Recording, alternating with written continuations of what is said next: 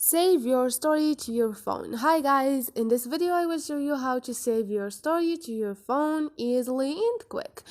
Hope this video it will be helpful to you. Go to your Facebook now, click on your story, or now click on those 3 points, and all you need to do is click on save photo to save this one to your, and this is it. Now you saved to your phone.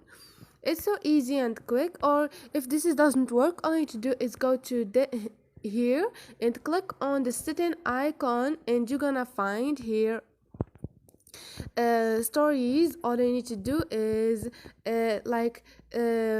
edit your story, your stories settings to you can like allow to save your stories to your phone.